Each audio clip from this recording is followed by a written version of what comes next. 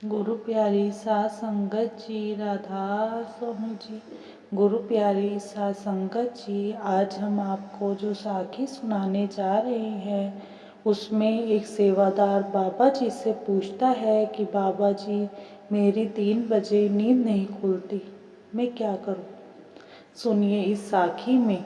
एक बार एक सेवादार ने बाबा जी को कहा, बाबा जी, मैं सेवा तो कर लेता हूँ पर मुझसे सिमरन नहीं होता। सेवा पर चाहे आप मुझे पूरा दिन लगाए रखें, पर मुझसे चौकड़ी मारकर सिमरन पर नहीं बैठा जाता। मैं ध्यान पर भी 1 घंटा बैठ जाता हूँ। बाबा जी बोले, भाई, लोग सिमरन तो कर लेते हैं लेकिन ध्यान पर तो 1 मिनट भी नहीं बैठते। कोई कहता है मेरे पैर दुखते हैं, कोई कहता है मेरे गोडे दुखते हैं, कोई कहता है ध्यान पर बैठने से मेरे हाथों में दर्द होता है। तुम ध्यान पर 1 घंटा बैठ जाते हो, सिमरन करने में तुम्हें क्या दिक्कत है। तो वह सेवादार बोला, बाबा जी, मेरी 3 बजे नींद नहीं खुलती। बाबा जी बोले, उसकी चिंता तू ना कर, मैं सारी संगत को 3 बजे उठाने जाता हूँ। तुम कहो तो मैं तुम्हें भी उठा दूंगा। वह बोला, इतनी जल्दी मेरे से तो बैठा ही नहीं जाएगा। बाबा जी बोले, अच्छा, तुम उठ तो जाओगे ना। वह बोला, बाबा जी, आप उठाएंगे तो मैं उठ भी जाऊंगा। बाबा जी बोले, फिर सिमरन करेगा या नहीं। वह कहता है, थोड़ी देर सिमरन कर लूँगा फिर सो जाऊंगा।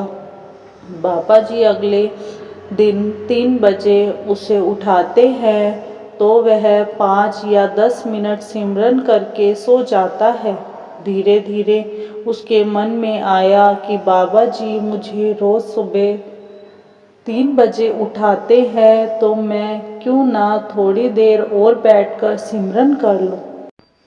ऐसे करते करते धीरे धीरे उसने पहले आधा घंटा, फिर 1 घंटा, फिर 1.5 घंटा, धीरे धीरे करते हुए वह 2.5 घंटे से भी ज़्यादा समय सिमरन के लिए बैठने लगा। सब कुछ करवाने वाले तो बाबा जी खुद ही हैं, लेकिन नाम हमारा हो जाता है। बाबा जी ही उससे सिमरन करवाना चाहते थे। उन्हीं की दया से वह सिमरन में लग गया।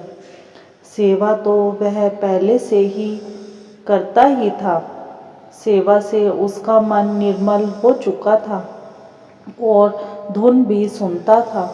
जल्दी ही उसकी सूरत भी शब्द से मिल गई और वह खंडों ब्रह्मांडों की सैर करने लगा। उसकी आत्मा परमात्मा से मिल गई और वह पूर्ण हो गया। एक इंसान को और क्या चाहिए। दुनिया में हम किस लिए आए हैं, आने का हमारा असल मकसद क्या है। वह काम किए बिना अगर हम चले गए तो 84 के जेल खाने में हमेशा कैद रह जाएंगे। एक बाबा जी ही है जो हमें इस 84 के चक्कर से बचा सकते हैं। वह सतगुरु का बार बार शुक्र करने लगा। इसी के साथ एक छोटी सी साखी और है।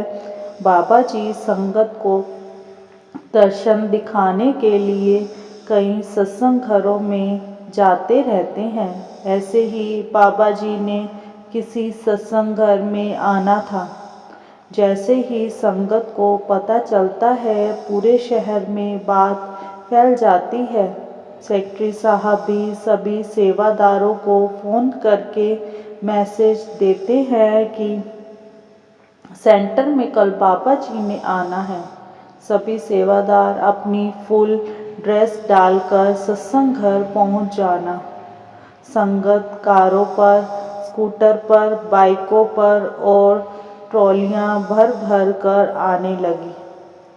सत्संग घर में ऐसा माहौल हो जाता है कि गुरु के आने की खुशी सबके चेहरे पर साफ दिखाई देती है। संगत में बच्चे, बूढ़े और बुजुर्ग सभी लोग आते हैं। सेवादारों में एक औरत अपने छोटे से बच्चे के साथ आती है। अपने छोटे बच्चे को दूसरे बच्चों के साथ खेलते छोड़कर वह सेवा में लग जाती है। उसकी किचन में सेवा थी। सत्संग घरों में बच्चों की कोई चिंता नहीं होती, क्योंकि गेट पर सिक्योरिटी सेवादार होते हैं जो किसी भी बच्चे को अकेला गेट के बाहर नहीं जाने देते। सत्संग पंडाल में बहुत संगत पहुंच जाती है। पूरा पंडाल भर जाता है। सारे सेवादार भी अपनी सेवा में लग जाते हैं। दूसरे सेंटरों के सेवादारों को भी सेवा पर बुलाया जाता है, क्योंकि संगत बहुत ज़्यादा आ जाती है। सभी सेवादार मिलकर भाग भाग कर गुरु घर में सेवा कर रहे होते हैं, ताकि संगत को किसी प्रकार की असुविधा ना हो। सत्संग पंडाल में शब्द चल रहे होते हैं ताकि संगत का मन लगा रहे और ध्यान बाबा जी की तरफ जाए। बच्चों के साथ खेलते खेलते उस बच्चे ने अपने मुंह में एक पत्थर डाल लिया, जो उसके गले में फंस गया। और बच्चों ने बताया कि इस बच्चे ने अपने मुंह में पत्थर डाल लिया है और वापस नहीं निकाला। बच्चा वहीं पर गिर गया। तो पास खड़े सेवादार ने उसे देखा और भागकर उसके पास गया और उसके गले में से पत्थर निकालने की कोशिश की, तो उससे पत्थर नहीं निकला। तो उसने और सेवादारों को इशारा किया। सभी सेवादार वहां पर इकट्ठे हो गए। इतने में सेक्रेटरी साहब भी वहां पर पहुंच गए। एक सेवादार ने बच्चे को पानी भी पिलाया, पर पत्थर निकलने का नाम नहीं ले रहा था। इतने में उस बच्चे की मम्मी भी आ गई। अपने बच्चे को इस हालत में देखकर वह घबरा गई और हाथ जोड़कर मन ही मन बाबा जी को विनती करने लगी कि बाबा जी, मेरे बच्चे की रक्षा करो। यह सब देखकर वहां पर बहुत सी संगत इकट्ठी हो गई। सब अपनी अपनी राय देने लगे। इतने में बाबा जी की कार आ गई। बाबा जी पंडाल में जाने लगे थे तो भीड़ देखकर बोले, भाई, यह भीड़ क्यों इकट्ठी हो रही है?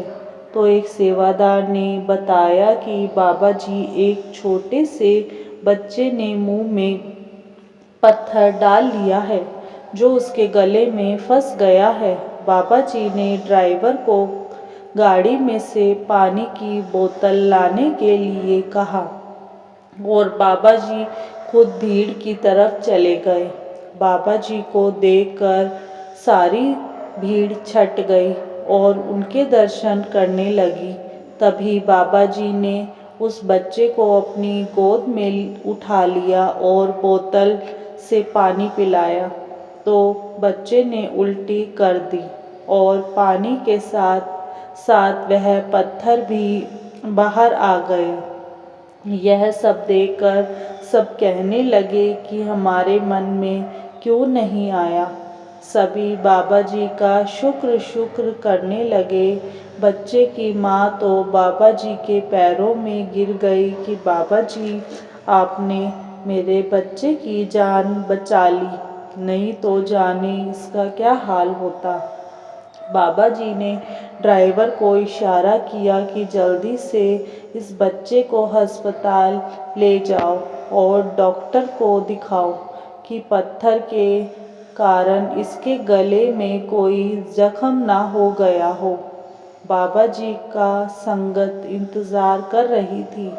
जब संगत को पता चला कि बाबा जी ने आकर एक बच्चे की जान बचाई है, तो वह सब बाबा जी का शुक्र शुक्र करने लगे। बाबा जी ने पंडाल में बैठी संगत को पैदल चलकर दर्शन दिए, कुर्सी पर बैठे बुजुर्गों को भी दर्शन दिए और उनका हाल चाल पूछा। सभी बाबा जी का दर्शन करके बहुत खुश थे। जब तक ड्राइवर वापस नहीं आया, बाबा जी ने संगत को प्रश्न पूछने के लिए कहा। संगत ने प्रश्न पूछे और बाबा जी ने हंसते हंसते सब प्रश्नों का उत्तर दिया। जब ड्राइवर वापस आया तभी बाबा जी वहां से गए। बाबा जी ने पूरी संगत को दर्शनों से निहाल कर दिया। शुक्र मालिका, शुक्र दातिया, आपका बहुत बहुत शुक्रिया। इसी के साथ इजाज़त चाहते हैं। मिलते हैं कल एक नई साखी के साथ। तब तक के लिए राधा स्वामी जी।